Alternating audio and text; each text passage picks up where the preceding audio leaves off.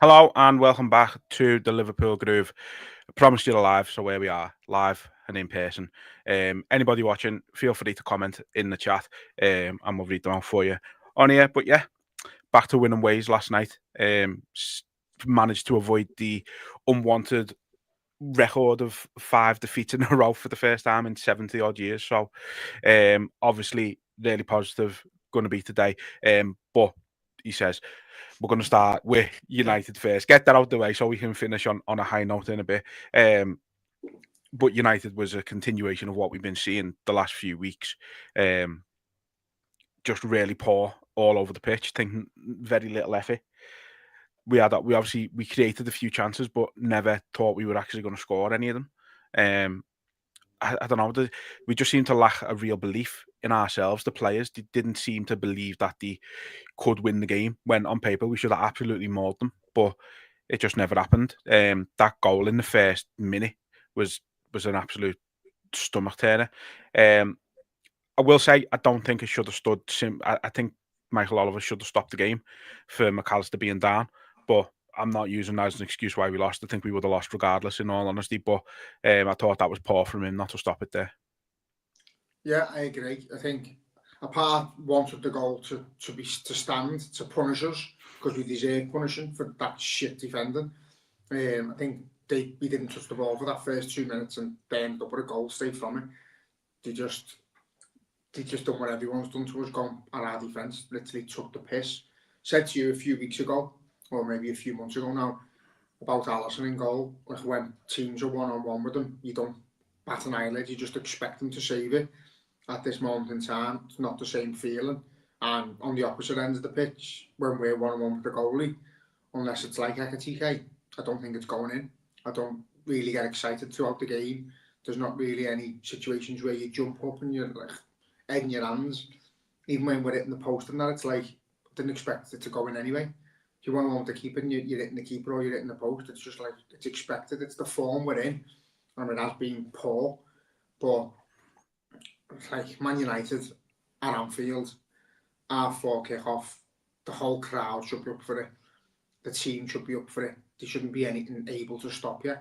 And there was none of that. The fans were shite. The atmosphere was crap throughout the game. We've seen loads of talk about like half and half scarves and all that. We've seen pictures of people taking photos of Maguire celebrating his goal and there in the Liverpool end.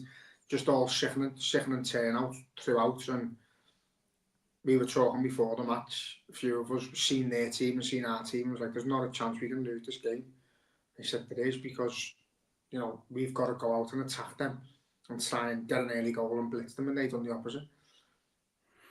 Yeah, I mean, we've all seen them pictures by now of them two people, not even going to call them fans, people in our end, like you say, taking pictures of Maguire when he just scored the winner. Like if you're taking your phone out and it's not for any other reason to launch it at him, then leave it in your pocket. Like all them years ago when you had the fucking whoever it was throwing the knocker at Rooney when he scored, like, and now it's just a joke. But anyway, I'm not gonna fucking go there Don't wind me up. because yeah, it'll wind us both up. But no, you're right. Like you said, they done what everyone's done to us lately. They worked through our non-existent midfield, got through very, very easily. And to be honest, they probably should have scored a couple in the first half. People might say that we should have scored one or two ourselves, but like I said before, I didn't see how we were winning the game, and like even when we scored the equaliser, like I didn't really react to it because I was expecting them to go on and get a winner, if I'm being honest, because it obviously happened the last two games before that in the league. So I just had no expectation of us in that game that we would go on and win it. And it's a sorry state when you're at that point, when you're the fucking champions, when you're one of the best teams in the world on paper, and you're going into a game against the worst Man United team of our lifetime, and you're not expecting a win. Yeah, to be honest, I think when he started going mad and making all those changes, it was almost as if like Basil Fawlty was the manager and he was just doing anything he could to get us out of the situation. But how stupid it looked, however. But it started working. We started looking like we wanted to be on the ball and be on the front foot and attack them.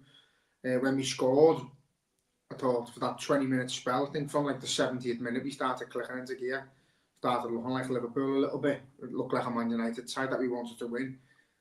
Once we got the goal, I actually thought we might go on and get a second, but that was a sickener, that goal. The way we defended it, there's nothing you can do with it. Goal, that's fucking absolutely embarrassing and pathetic. To let him, and he's not a great footballer, but he does pop up in some big moments, and he's the fucking size of his head. If he gets a bit on it, he's got a chance of scoring, and we allowed him to just have a free rein at our goal. Scored, and then we didn't really go after them again. And you know, when you're losing 2-1 at Anfield, or I think there was fans leaving at 1-1, and then you've got fans leaving at 2-1. When the lack of belief that your team's going to come back and do something, especially Liverpool, especially with how our fans usually get behind them in their moments, when that starts going, you know there's issues, and that was gone for Man United. But again, I think the big games, I think that had been like someone like Fulham, I think that going in like the 85th minute or whatever it was, I think our fans turn up and they start singing, because the likes of Fulham, you've got more proper fans in the stadium who aren't going to pay 750 quid for a ticket because it's only Fulham. So I think because of the game it was, we're going in thinking it's going to be a big massive atmosphere because it's Man United, but it's not. It's just full of people who've never been in the match before, and as you've seen from the pictures, it's people who aren't interested what the result is, or they're just going to be entertained for a few hours while they're in the city.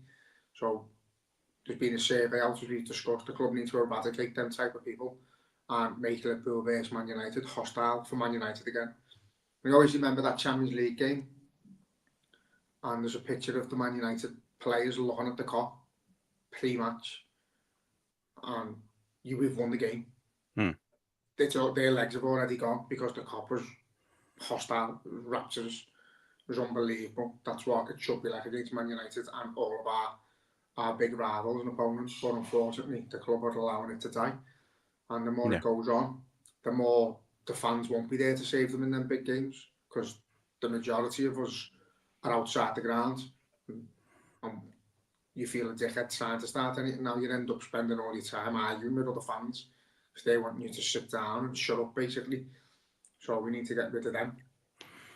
Yeah. No, the crowd left a lot to be desired on Sunday. I think we probably mentioned it before. I think it kind of goes both ways a little bit, doesn't it? Like, you say the team have got to give the fans something to cheer about, but at the same time, it's like when the team need us, we should be there for them. And we just, I don't know. Again, I think it comes down to sort of having an expectation that we would go on and lose it. That there's just that support till the very end just wasn't there. As you say, there's people leaving early and stuff like that. There's, as we said, there's people with the phones out. Your little Jedi's commented there saying, how long has it been since we felt like that, like not celebrating, because you just got a good feeling that you're going to concede again. And I honestly can't remember the last time I felt like that. You probably are going back to sort of Hodgson, maybe sort of final season Rodgers to a point. But certainly not for a long time, and not with these players. I mean, you look at the squads we had back then, and you believe in the players, obviously, because they play for Liverpool. But at the same time, you compare the squads we had back then to the squad we have now, and this squad shouldn't be losing 4 on the bounce. We should be aiming to lose fucking around 4-5 a season, not 4 on the bounce, realistically. And so, yeah, I think there's been, maybe there has been some overboard reactions with it all. There's been people saying it's time for Slot to go and stuff like that, which I don't agree with. Like, I just asked the question what people thought about the whole situation the other day, and I was getting called out by people. It's like, it's a question. Like, give your head a wobble, go away. So yeah, I do think there's been some overreaction to it, but it's just because it's so unprecedented. As I say, last time we lost 4 in a row was under Brendan Rodgers. Last time we lost 5 in a row was 1953, I think it was. So it doesn't happen. Like, it shows how good we've been over the course of the last 70 years, in fairness, that it takes that long for us to lose 5 in a row.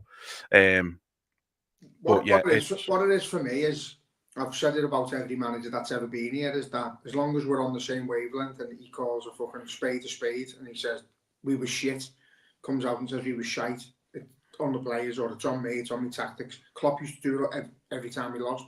That's on me. That was a decision I made to do this or do that. Never worked out. We were crap. And you go, yeah, sound. And as long as that's happening, as long as that manager's on the same wavelength, and you can see where he's trying to fix things, you can just accept it and you can go, listen, we know he hasn't meant to lose the game. But when he's going in with a philosophy and a system, that's like almost, we don't really want to have the ball, but when we haven't got the ball, we don't really want to press, we don't want to waste any energy. We don't want to attack all that much, but we don't want to, just said before, like the lack of system baffles me. But then he's coming out and he's blaming low blocks and he's blaming the opponent for sort of killing football. No, that's your job, mate, is to go and find a way to entertain our fans, regardless of what football they're playing. You know, you've got to go at them in a way that we can. You've got to dissect their system and find a way to attack it and score goals and win games. And if you can't, then you're out your depth. But we know we can. We've seen him last season win games convincingly and be entertaining, but we've also seen him take the foot off the gas as well. So I think that the Klopp interview's come at a bad time with him saying, definitely, you know, that he'd be willing to come back, because as soon as I heard them words, I was like, I couldn't give a fuck how many games you lose. If it means Klopp comes back, I'm not really asked, you know, but that's the selfish point of me, as someone who absolutely adores Jurgen Klopp and would give anything to see Jurgen Klopp with this team, this group of players, and give them that belief that they could run through a brick wall and fight any animal and win any game. That's what he's got, that's his characteristics. Arne Slot's not quite like that, but I do think he'll find a way to make these group of players win. I just hope it's in an entertaining fashion, because, as I've said before, I can't really sit through much more of that football when it's been going on for 18 months. It hasn't, you know, he's had spells of where we look exciting and that, but, you know, even if you were winning league after league after league, if it became like, you know, you're going to win 1-0, but it's enough, you don't hardly touch the ball and you're not having many shots and it's like a chore to watch, then it's, even when you're successful, it can be boring. So I didn't watch much of the match last night. I kept myself busy. It's been depressing me to fuck watching them. I watched Man United through fucking me fingers. I've enjoyed. I've turned Chelsea off. So there's been games where I've been losing interest in it because it's been doing me no good. But I think in the long run, there's got to be a way this manager figures out a system that suits these players, and if he can't, then that is on him. But I believe in him. I think he's a good manager. I think he's a good philosopher. I think he's staying in how he is with the players. I don't think he comes across as their mate, but he doesn't come across as like cold-hearted like Rafa. He comes across as like he's slap bang strictly business, but if you need him, he's there. Do you know what I mean? I think we'll get the best out of Arne Slot because of these tough times that we're experiencing. I think that'll, you know, but we need to get behind him. We need to get behind the players. And as I said before, I think we can't just go into every game expecting to win anymore. We've got to do our bit as well. So if you're in the ground and we're not winning, it's not going well, try and grab them by the scruff of the neck, grab whoever's next to you and tell them, come out, let's get behind the lads. They give us loads of memories already. They deserve that. They deserve a bit of grace. Get behind them, support them. And if it's not enough, we can't get the win, then you go again the next week. And if that's what phase we're at this moment in time in the transition, then we've just got to stand with them. We can't be having our hissy fits and moaning all the time, and you just got to sometimes accept the situation and hope we come out of it, which thankfully already we seem to have done. Yeah. Just to sort of touch on one or two things said there while your little Jedi's been commenting as well. So, like, you know, I said about it being blown out of proportion, about people wanting Slot gone, and these, you know, there's people wanting Salah gone. At the minute, we're going to come to Salah in a bit as well, so we'll address that a bit more in a minute. He's also said Klopp would get the best out of Wirtz, like Slot got the best out of Gravenberch, and I do think there's certain players who would thrive more under Klopp. But then, as he's pointed out, I think there's players who have thrived more under Slot. So it swings and roundabouts, but there's no doubt this team would be just insane under Klopp. I think anybody with a brain can see that would be the case. So yeah, it's. I'd be very, very, very, very surprised if it happened. in all honesty. And like you say, it's coming at a really bad time. But at the same time, the way I'm looking at it is it's coming at a great time because Slot said that interview saying Klopp wants to come back and he's gone, shit, I need to sort this out. And then yesterday we put 5 past Frankfurt. So nice one, Klopp. You've inspired us even more. Glad you're not here. I know, yeah. We'll move on to that then. So their goal, I was going to say their first goal, like they scored more. Their goal goes in, and I thought we looked good up until that point when he scored, and then they scored, and you're like, okay, yeah, it's going to be another one of them games. You got that chance with Conor Bradley at the back post when Gakpo crosses in, keeper saves it, and you're like, yeah, okay, definitely going to be one of them games. And then as soon as we scored, I don't know, something clicked in us, and we just went, right, okay, these are fucking there for the taking. We put a couple of corners into actually dangerous areas instead of just floating it in aimlessly, and we get a couple of goals from them, and it just, everything seemed to click for us, and it was just, yeah, it was great football. We played really fucking good for once. We deserved the scoreline. We probably deserved more than that, in all honesty. You know, the ones people are getting on Salah for is, you know, saying he should have squared it for Vert, and I agree, he should have, but like a 5-1 up, it's like we don't need to be making a big deal out of it. If it was the same as the United one where he should have squared it for him, that's completely different. But when you're 5-1 up and he hasn't squared it, you're like, yeah, you should have done, but oh well. Yeah, that's where I'm at with it. But he did do it against United, but I think if you give him that option 10 times, he probably does the same thing 10 times. He probably always has. He gets his assists when he gets proper assists. If he's got a chance to score him, he fucking shoots. He's on the edge of the box and he can see an open lad back post, he'll try and think it over to him. That's the difference. He's never going to be like Bobby Firmino and give up a fucking opportunity to score, because he's not that type of player. He wants the goals, he wants the records. You need players like that in your team as well. Obviously, he's getting, if that goes in, no one goes, oh, but he still should have squared it. It's just one of them situations. You know, it's like with a penalty. You take a penalty, you hit the post, it's a shit pen. If it hits the post and goes in, it's a great pen. Yeah. Just look at the draw on the day. It hasn't gone in. Bad, greedy decision, but that's what Mo Salah's been like throughout his time at Liverpool. So if you're going to applaud him for all the goals and assists he's actually got, you can't ridicule him when he's playing bad for doing what he's always done. So that's where I'm at with it. I think that the horrible part is, and I say this like about the fans all the time, is you've got Liverpool fans are split in half. You've got an online fan base of E-Reds who are never going to step anywhere near a Liverpool pub or Anfield, because if they did, they'd get chickened because of some of the shit they say. And they're brave behind the screen, fucking having a go at Salah and his religion and his performances and being pricks. And then you've got people who go to the match who are going to stand there and say, he should have fucking squared the ball. Greedy bastard. He needs to be dropped. He hasn't been playing well. But not to him. That's a conversation for the pub. To what you would say after the match. You know what I mean? What have you just seen? No, just your little Jedi laughing and chickened. No, but they would, like, I'm not like Billy Big Balls, but if I overheard the conversation, someone having a go at Salah like that, I'd say, what are you on about, you stupid cunt? Who are you talking to? You know what I mean? And them conversations don't arise in the pub. You have groups of mates talking shit, and you're like, okay, yeah, at this moment in time, still, I would drop Salah. I wouldn't start him.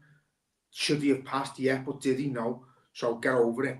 You fucking move on.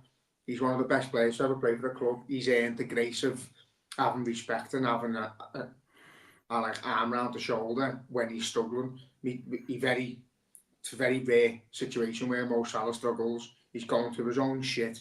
Feel like he's going through shit in his head because of Jota, and people can say that's an excuse, but we've seen the reaction of Salah when he's clapping the crowd and his Jordan the song and stuff. He's just gone. I think he's completely gone. I think as a football manager, me personally, I would sit him down and say, listen, you're really struggling with the situation in general. I feel like Salah's put the weight of Jota on his own shoulders and wants to carry the team even more to be successful in his memory. Take him out the team, give him a month, let him have a fucking chill and bring him back as fresh. play him here and there, but take him out the limelight and let him work on himself and get his head sorted. But yeah, it's an hard situation, lad. He's Mo Salah. I'll bet my life on it now that he comes good, and he'll still end up with his 20 goals and 10 plus assists like he always gets. So he's working in a team that's integrating a load of new players in a style that doesn't suit many of them, and we're getting to grips with the other situation as well. So as time goes on, things will get easier. The football should get better. The goals should start flying in for him. But until then, we've got to sit there and go, that fella's carried us through some tough times when we haven't been playing well. He's won us games. He's made magic happen out of nothing to get us over the line, and he's worked his ass off for the club. So to just turn your back on him, and again I say this, the E-Reds, to just turn their back on him and message him and stuff like that, where it's going to bother him, it's disgusting. And I get rid of every one of them cunts before I got rid of Salah. So yeah, people need to get behind him. Yeah, I mean, I said it on Twitter today, like, if anybody's got credit in the bank, it's him. He could go a whole season without scoring another goal, and he'd still have an immense amount of credit in the bank. We've just got to give him time. We said at the time he was scared to come back to Liverpool after the Jota incident, and so yeah, like you said, people might say it's an excuse, but it's really not. Like, if anybody can really attest that it's him. He does seem to be the most affected by it. And so yeah, it's a tough time, and I've said it before. In fairness, like, I think when Mo Salah's desperate to score a goal, he's not good for the team. Yeah. He's not as good for the team because he's like, right, I need to score, and it doesn't work well with the team when he's like that. So I get why he's shot in that situation yesterday, but as I say, would have been better if he'd squared it. But that's just one of them. As I say, when you're 5-1 up after a great performance overall, you're not really that arsed. So yeah, I agree. I think he'll come good. Your little Jedi has said he'd pay money to see you fight an E-Red. I'd fucking take one on right now. Misfits, lad. Get you on Misfits. Or I honestly can't explain how much I hate them. I fucking hate them with all my heart. I think that, like, there was someone from Nigeria having a go at me before over the Salah situation. I was like, why are you asked? You're never going to come here in your life. You've got no interest in it. Like, I think he had a picture of fucking Messi in his profile, and he's having. Oh no, he had a picture of. Jurgen Klopp had been replaced by something from Star Wars, holding a little fucking one of them little Ewok things, little green thing, and the players had lightsabers and that. And all right, okay. Nigeria, and he'd never been to England, and it was like, what is the point of you having a comment to me? Like, shut up, go away. So what I mean? So yeah, anyone who I'm not even getting into it. See, I got told to support Chelsea the other day by someone, I can't remember where. They might have only been Irish, to be fair, or it could have been like no, actually they were Australian. Someone living in Australia was telling me to support Chelsea, and I'm like, mate, I can see Anfield from my house. Like, go away. It's mad. But, as I say, I don't care where anyone's from. If he's from Nigeria and he comes over once a year to watch Liverpool and he's fanatical and he loves it, good on you, lad. Fair play to you. You're fucking one of us. But when you sat on your laptop, fucking wherever you are in the world, and you've never been the ground, and you've got no plans to, and you're only supporting because it's a bandwagon thing, because we were good, and we are good, then you just don't mean a fucking thing to me. Don't care any little bit about them. I fucking hate the gods. I hate them. And I just and that's the problem with social media, is you've got soft shites having a voice that you would usually just lash in a wardrobe in school or something and fucking close the door on them and go, fucking stay there, you. But we're not allowed to do nothing like that anymore. No, we're certainly not. In our school, it was the teachers doing that, to be fair, wasn't it? So, Mr. Conti, lad. Yeah, that's it, lad. So, look, before we actually derail the whole thing by talking about them. Let's actually talk about some of the game last night, because, as I said, we were fantastic. As soon as we got that first goal, we never looked back. Ekitike, once again, he's just phenomenal. He's absolutely the standout player for us at the moment. Every game he's affecting us. Every game he looks like the best player on the pitch, and never had any doubt in my mind that he was going to score that goal last night. And then, as I say, it's funny, I moaned about our corners the moment that we were about to take the one Van Dijk score from. I was moaning because every one of them just floated into the back post and does absolutely fuck all. And then the minute we do one near post, we score from it. So I was vindicated there. And then obviously, yeah, second half. I think second half we probably did take our foot off the pedal a little bit, but I don't think we were never in any danger of conceding anymore. And I did think we were always going to come back and get at least one more goal. And obviously we ended up with the two. Made up for Florian Wirtz, exactly what he needed. Couple of assists, even if who was it? Steve McManaman wasn't counting the second one as an assist because it was just a little layoff, but I count it. Everyone else in the world counts it, so how does leave it out, Curly. The ball if it doesn't pass it to him? Yeah, well, Curly Watts can swivel, can't he?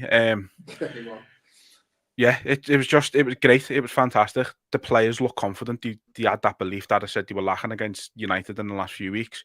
I hate to say it because we've just been obviously talking about him, and I really do, but we look a much better team with Salah not starting. We look more cohesive. We looked more in control. I think even the ones further back, like I think Bradley, probably like not linking up with Salah all game. I think it was a bit more rotation. He was linking up with different players. He was able to express himself a little bit more. Like he looked a bit more like the Conor Bradley we'd seen last night, I thought. Yeah, it was good all around. I think I would have initially before the game, I would have liked to have seen Kanate on the bench, if I'm being completely honest, but I thought he played great.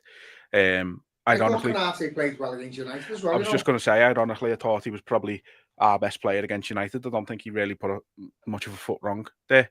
So hopefully he grows and grows with confidence, and the more confidence he gets, the better he gets, and then he'll do something fucking backwards again. But you know, there's no doubt that there's a boss player in there, but there's what's it called? Yeah, it's just what's it called? It's fucking what I've got now, like an issue with his fucking brain. The concentration just goes to bits. So yeah, there's irony for you. But no, it's concentration. It could be a 5-minute spell, but under that 5-minute spell, teams get onto it and they just target him, ball over the tops and ball through his feet, and he just falls apart. But there's no doubt there's a fucking. He's still only like 24 or something. Probably something like that, yeah. Still a fucking really good player in there. It's just when his form dips, his head goes, and I think he's one of them players that feels it and he can hear it all. He listens to. Some players don't listen to the outside noise, and some players do. I think he's one of them that doesn't. Hopefully, he's come through that now, and he can be as good as we need him to be. I think he's very online as well, and he's very he knows what's going on with like pop culture and social media and all that. He's up to date on it, so he knows if he knows he's playing bad, he'll go and see it. He's one who very much will go and see it, and it's not nice for them, as I say. We'll criticise to a point on Twitter and stuff like that, but we never tag the players in them. We do it.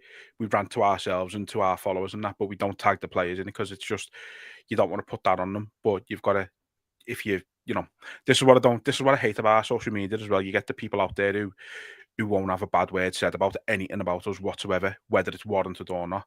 And it's like, you've got to get behind the team and do that. It's like at no point have I said I'm not getting behind the team, but when they need criticising, I'm going to criticise them because it's just about being a fucking level-headed person. You've got to. They're fucking elite level athletes. Like if they can take criticism. They should be able to take criticism because you don't get this far in the game in professional football if you haven't been criticised here and there. You know what I mean? It's like, so yeah. Look, hopefully, my thing is if you wouldn't say it to the face, like don't say it online to them. say whatever you want behind the back where they can't hear you, in the pub, whatever, to your mates, online, text, whatever. But like, if I was sat with Canate and he walked in the pub and we were having a conversation, how did the play? I'd say, play fucking well, lad, but what's wrong with you? Why'd you switch off? Wouldn't be nothing fucking nasty. I'd just say, you know, keep your fucking head going for 90 minutes. Stop switching off. That'd be my advice to him. With Salah, you'd say, you know, you're fucking absolutely world class, lad, but pass a bit more in them opportunities where it's a 75% chance of missing or 100% chance of scoring if you pass it. The things that it's an analysis. If you were going to have a conversation online, you say you were like dissecting a game and you wanted to tag, I thought Canati had a really good game, but he could have done this better, and you want to tag. That's fine. That's constructive criticism. When you're just going at players, goading them and abusing them, you're an absolute cunt. So it's them what we need to get rid of again. But if you wouldn't say it to someone to the face, don't say it online. Simple as that. Yeah, I agree.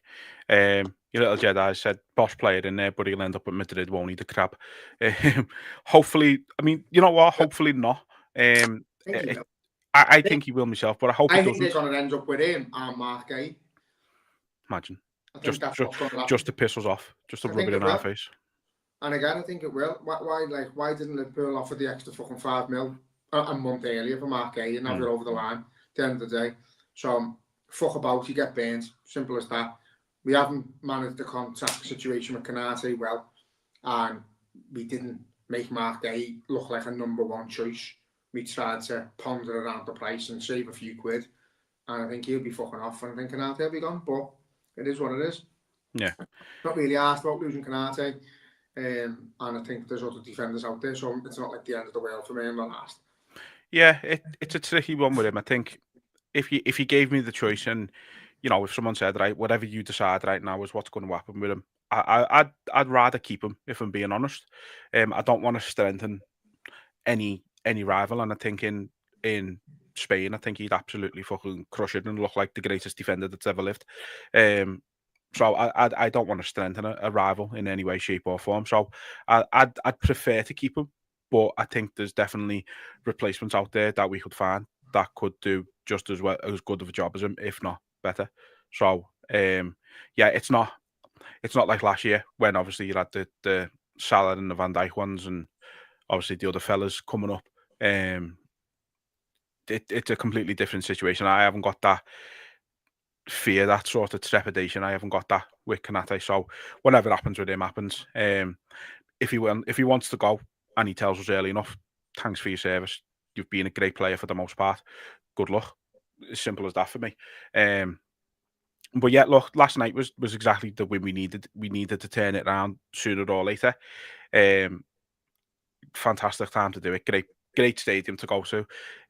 Good team for the most part, and yeah, we've made them look fairly amateur for the most part. And going into Saturday now against Brentford, when we get to face one of the greatest midfielders that's ever graced the Premier League once again, Jordan Brian Henderson. Who, to be fair to him, I say it jokingly, but he's actually looked fucking boss for them since he's been there. So yeah, it's going to be a tough game, innit? Like every game's fucking tough for us at the minute. But it's just yesterday just put a spring in our step, hasn't it, as supporters, and I think as the players as well.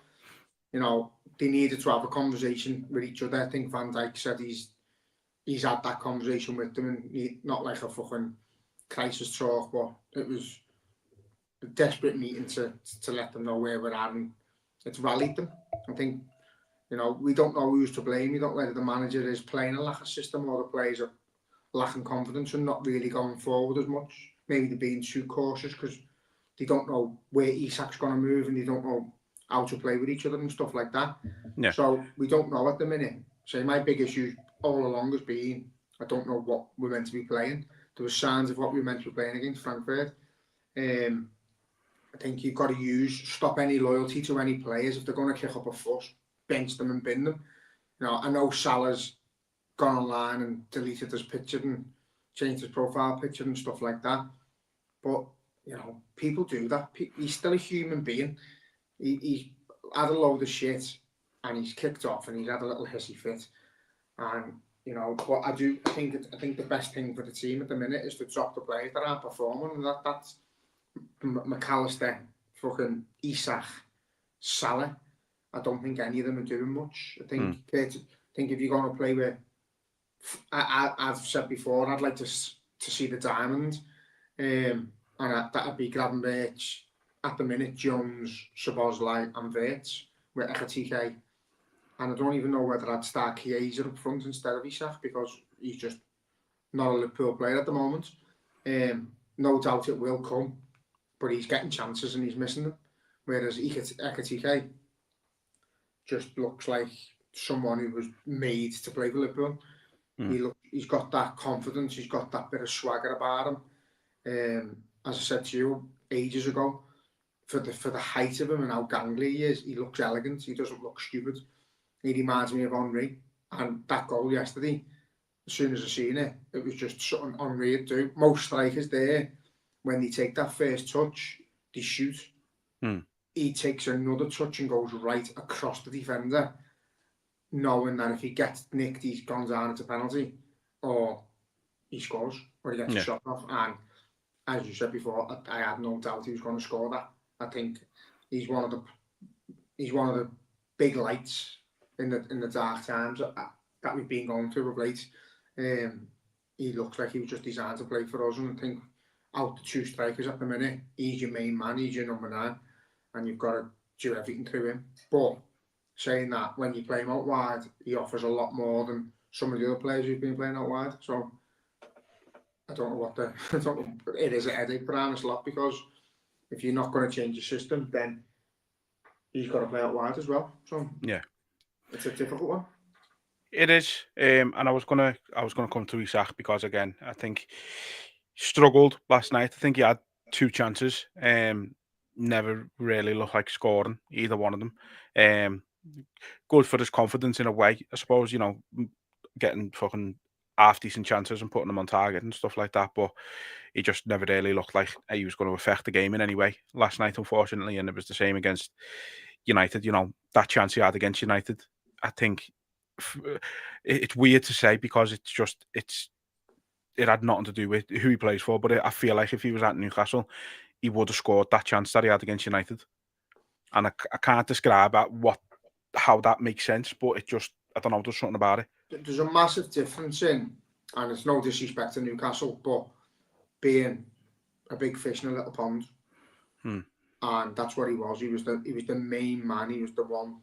He was their Torres for us. You know what I mean? He was their superstar who they didn't really quite believe that they had, because he was that good for them.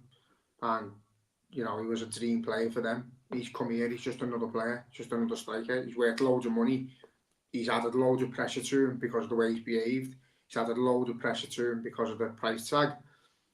And that pressure is evident, because he's doing absolutely nothing. He couldn't hit a barn door at the minute. And he's not really... I've watched videos of him on YouTube where they've analysed his positioning and how clever he is, and he's doing none of that either. He's not really making that big effort to get into spaces. He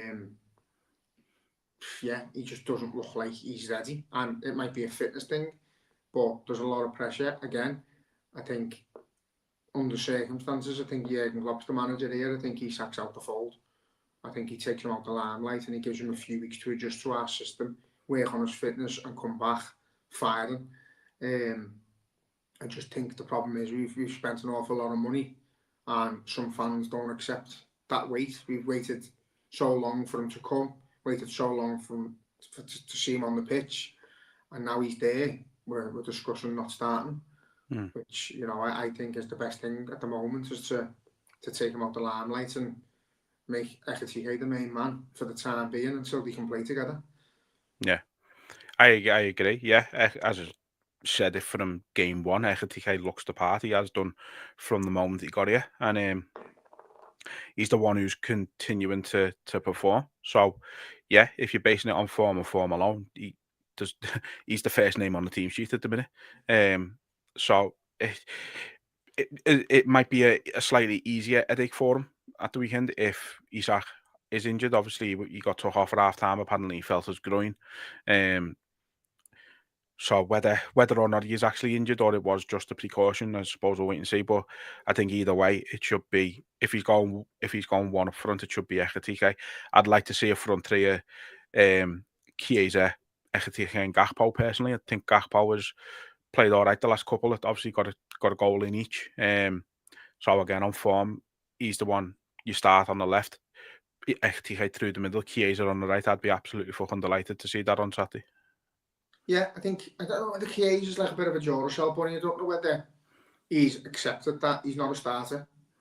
And I think he's been told that you're absolutely influential and you are changing games off the bench, but your fitness levels are only going to allow you to play 30 to 40 minutes. I don't know. He just seems so fired up when he comes off the bench, but we haven't seen him start, so you can't really pass comments on it. I'd like to see him. I'd like to see him start. I just don't know whether he is one of them players who's just well better off the bench. He just seems to be. Yeah, I'd like to see Ekitike starting every game, and Gakpo doesn't do much for me, to be honest. I don't think he works as hard as Diaz would on the left. I don't think he tracks back as much. But going forward, he's a threat, he's a danger. And I think him and Salah are part of the reason why Isak's struggling, because he's gone from Gordon and Murphy cutting in and passing the ball across the box to Gakpo and Salah cutting in and shooting. So he's not physically the main man in our team. He's a cog in a three-man up front, basically. And they're all as greedy as each other. They're not there to supply him. They're there to do their own thing. And until we change that system, Isak doesn't work.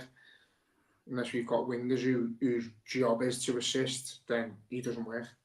And it never will.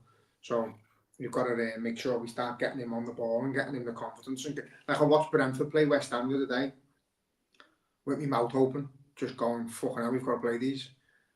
Everything was it was a ball from the centre half to the centre to Henderson. Henderson had either just slotted straight to the middle to their forward or pass it, and then they'd slotted straight to the middle to they were one-on-one about 7 times with their goalie. Sometimes they were offside, and I was like, that's what Isak would love that. Just a simple ball in behind to run onto, or a simple ball across the box to run onto. It's what strikers crave, and we don't do it. We don't do it. Like, look at Robbo the day for Ekitike. That's football. That is someone with a brain going. That pass is going there, and he's got the quality to do something with it. And we seem a little bit too cautious, but as time goes on, we'll find our feet. That's another thing. Andy Robbo's got to be starting. He's got to be starting. Kirkes is like a wound up little crackpot at the minute. He's just like he's mad. He's just here, there, and everywhere. It doesn't really look like he's not controlled. I don't think he's done too bad against United, to be fair. Thought he was all right. He got loads of shit. I just think, again, our system doesn't really suit him to be sat there and be composed and calm and collective. He just wants to be up that wing and on the ball, and we're not letting him. So it's not suiting him either.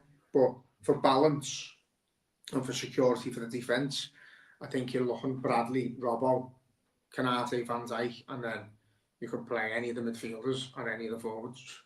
Yeah, I'd agree with that. I think Robbo he gives you that. It's weird saying it about Robbo because he has been a fucking absolutely mad bastard for the whole time he's been here, but he does give you a bit of calm. You feel confident when he's playing. Even I think anyone with a bit of pace, we're going to struggle if he's playing. I don't think Frankfurt had that to trouble us, so he was perfect for it. And then obviously, Frimpong going off, it looks like it's going to be Bradley regardless for the time being, unless I just hope to God he doesn't start going with Szoboszlai right back again, because it's just like, yeah, it worked as a last resort because we had no choice. But like when you've got I said it last week, if you've got a right back there, play a right back, please. So I think Szoboszlai he's brilliant at right back. He's probably our best right back at the minute. He's probably, and performance-wise, he's probably been our best right back this season, but he's too good in the middle.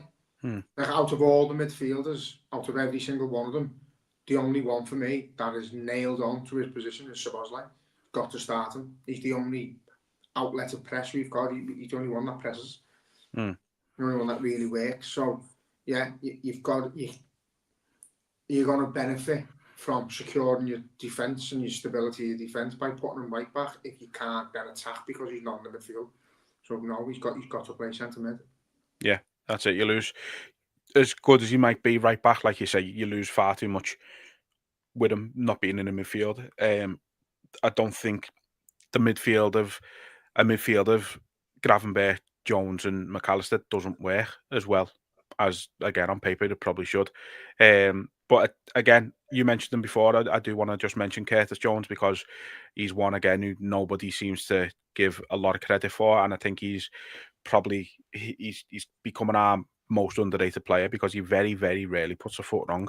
He's not the most exciting player in the world. Don't get me wrong, I understand that, but you need players like him in the team all the time, and like he's just he's simple, and he doesn't try and overcomplicate things. There's still one or two times where he does hold onto the ball a bit too long, and I think he probably knows that himself. But I think for the most part, since he's got that out of his system on a grand scheme, he's become a vital player, squad player. Like I think he's and this season especially, I do think he's gone under the radar a bit. Yeah, I agree. I thought he had a good game against Frankfurt. I thought he was. I think I've seen an interview of him where he just wanted to be on the ball and wanted everything to go through him. He's run his arse off, and you know he said in his interview that as a scouser he's felt the last 4 games more than the others, and he's openly said that. So that shows you where the head's at in the camp as well, where he can physically see that it's hurting him more than some of the others. But yeah, again, I think it's another thing with E-Reds and not E-Reds. I think Curtis Jones is not looked at fondly by people who don't go to the game and that, who don't see what he does, and they have the link to for some reason they don't like the link to a scouser with to the team. They don't like that link because it strengthens our hold on things, but great seeing a scouser running around for the team. I think if you're going to compare him to someone, you'd probably say like Jordan Henderson. Doesn't do a lot wrong. He doesn't like influence the game so much and like on the front foot or anything. But you know he's there to be relied on. He's going to give you a 7 out of 10 every week on his good times, 8 or 9. You know he's not going to really grab a game by the scruff of the neck and run with it, but he's going to be there when called upon. So I think McAllister's position's under threat at the minute. I think if you're going to play your better players, Jones starts alongside Szoboszlai for me, and then you decide out of McAllister and Gravenberch who plays the 6.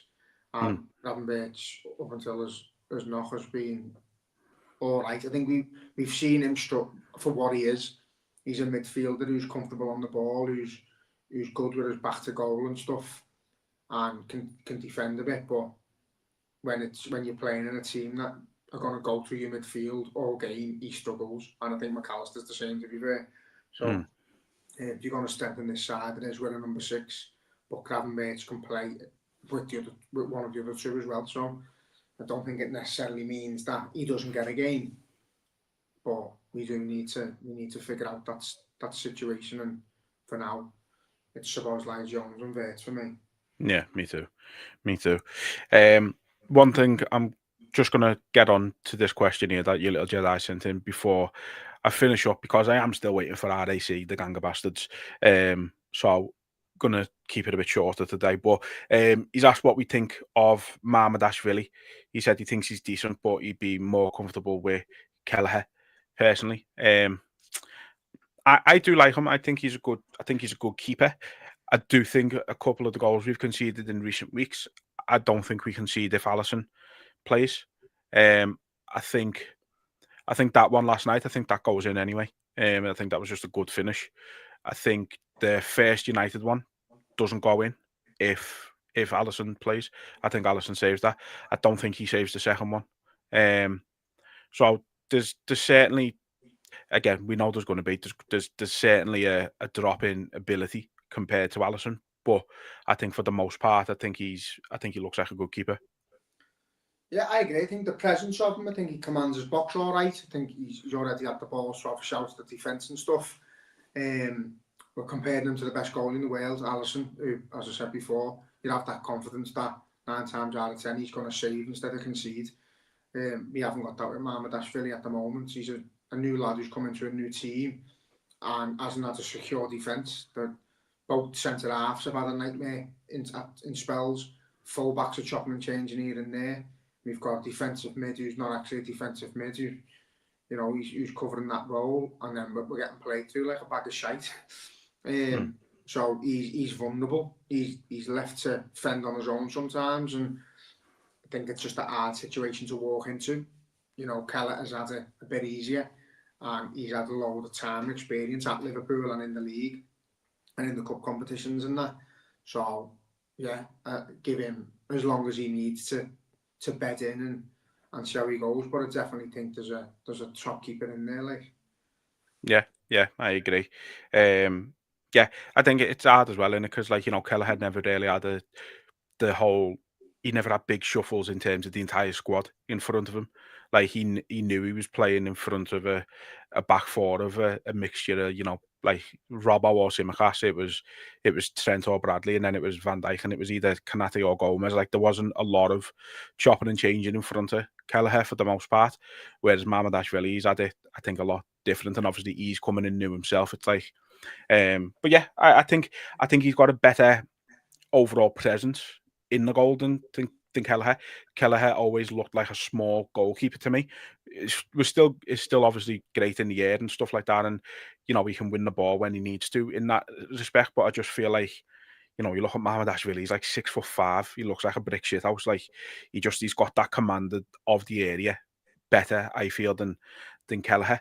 I think you've seen a few times while he's been at Brentford. I think there's some saves where Kelleher should do better, like he pushes it up instead of out, or he pushes it to the to a defender instead of out. And I think the saves where Mamardashvili's been in similar situations, he's got it right out, and he's got it right away with the save. I think he's been better in that respect. But look, I think you can't really judge him on 5 or 6 games that he's played for us so far. As I say, and you're comparing him to the best goalkeeper in the world, as you said there. So it's tough, but I think he's been all right so far. Yeah, I do. I think the big picture is he's coming in with we're vulnerable, and he's had to be the one who sort of stood on his own and being left to fend for himself, and we haven't really helped him. So until we do, can't really judge him. Yeah. So before I wrap up, then it is obviously us and Liverpool B. Brentford on Saturday. Again, we're going to be in for a tough game. We've got players in their team who've got an idea about us anyway. Obviously, Kelleher, Henderson, Vandenberg, Fabio Carvalho. Well, he probably won't play. He's in the fucking gulag or something. So God knows what's up with him. But yeah, it's going to be a tough game. They look a lot better than I thought they were going to under Keith Andrews, to be honest. As soon as he said they were appointing Keith Andrews, I thought, yeah, nailed on relegation, rock bottom all season. And they've surprised me. So yeah, it's we haven't had the best record going there either, to be fair, have we? It's always been a hard game for us. So as long as I watched them against West Ham. So my dad was up against someone who he had Sunderland in the last man standing, deep one. The other person had West Ham for 700 quid. So we watched that fucking for that reason, to see how it went. From the fucking first 10 minutes, we just knew West Ham were winning that game. So we were my dad had his can open straight away. He was made up, because you could, unless some mad shock was going to happen, Brentford were absolutely unbelievable. It was chance after chance after chance after chance after chance. They look a big, solid, strong side who attack as a force, defend as a force, play some lovely football. They play simple football through the middle. And I put a post out thinking, fuck, we've got to play these next. But that performance last night has eased me buddies a little bit, because again, we've said it for ages, if Liverpool turn up, they beat anyone. They've got to turn up brave and bold and be less cautious and be more on the attacking front. Like there's been times where I think when the negativity gets that low and the fans start singing attack, attack, attack, I think that's where we've been at of late. Yeah. I think, at Man United, there was part open to wear it. because that's the fans letting the manager know we're not you're not entertaining us. So Brentford's going to be like a basketball match. It's going to be end to end. They're going to sense that vulnerable defence we've got, and we need to win the match. We can't lose any more games in the league if we're to win the league title. So we've got to go there and get 3 points, and it's going to be an eye opener to what Van Dijk's words really meant and where the players are really at. Because no disrespect to Frankfurt, but they're not a Premier League outfit. They're a decent side, but I think this will be a tough game and a tough place to go, and we've got to just see where we're at. Can we win the game? Yeah, we just got to turn up. And turn up good. We can't just turn up arrogant and go, oh, we've turned up and we've had to go. We've got to turn up and really try and win. And again, I think the best thing for Liverpool to do at this moment is to not be cautious, is to go and be brave and go at them, but make sure we've got enough at the back to defend if we get countered. Got to go and sign players the home side and try and blow them away and try and make a statement, because we're capable of it. We've got to pick the right team, right system, and go for it. Yeah, I agree completely. Yeah, 3 points is imperative. Like you say, can't drop any more in the league. Arsenal firing on all cylinders. City look like a force again. Haaland's being a robot. So, yeah, we've got to make sure we make the game count on Saturday. Go there. No, be ruthless. Get 3 points. That's easy. Yeah, make it sound dead easy. Look, I am going to wrap it up there because I think I've just had a phone call off RAC, so I need to go and get that sorted. But look, thank you everyone for tuning in, watching us live. Thanks for the comments and questions, you little Jedi, as per. Until next week, up the fucking Reds. Yeah, up them Reds.